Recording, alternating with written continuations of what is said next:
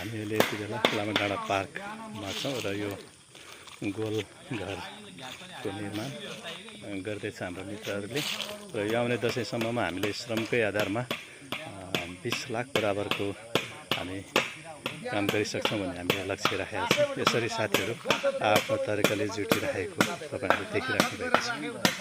Finally guys अहिले हामी यसरी गोलघरको हामीले नमुनाहरू बनाइरहेछौँ। यो लामाडाँडा पार्कमा चाहिँ हामीले यो गोलघर चाहिँ पुरै काठकै हामीले बनाइरहेछौँ र यो अर्ग्यानिक छ र यहाँ चाहिँ अब भिजिट गर्न आउनुहुने घुम्न आउनुहुने हाम्रा मित्रहरूको लागि चाहिँ सहजीकरणको लागि सजिलो होस् भन्ने हिसाबले चाहिँ हामीले यो गोलघर निर्माण गर्दैछौँ। धन्यवाद।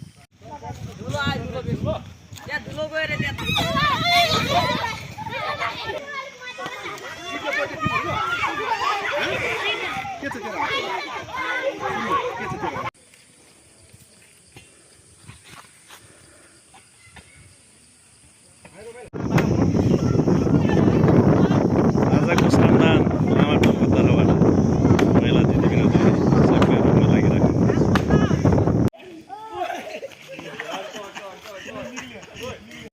यसरी हामीले बम्बु सोफा पनि हामीले निर्माण गरिसकेका छौँ। अहिले यो बेला कम्प्लिट भइसकेको छ।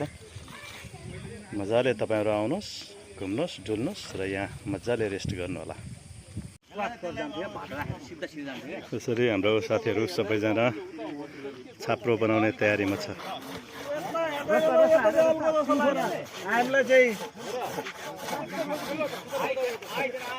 लामाडाँडा पार्कमा हामीले आज यसरी मुक्सार गोला मुक्सारका हाम्रो मदन दाई र हाम्रो भरत दाईको नेतृत्वमा निर्माण गरेको यो 35 फिटको यो घर हो।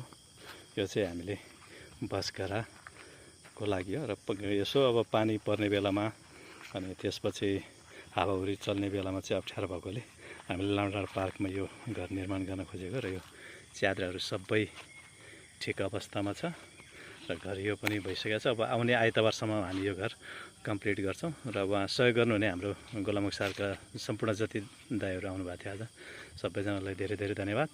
र यो कोरो र यसमा लाग्ने बत्ती चाहिँ हामीलाई हाम्रो मित्र धने राई, धनदीप राई भन्छ होइन, उहाँको खास नाम चाहिँ हामीले चिन्ने नाम चाहिँ उहाँको धने राई हो।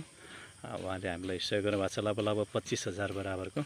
उहाँलाई हामी धेरै धेरै धन्यवाद दिन चाहन्छौँ। मुरी मुरी धन्यवाद। उहाँको सहयोगलाई हामी कहिले पनि बिर्सिन सक्दैनौँ।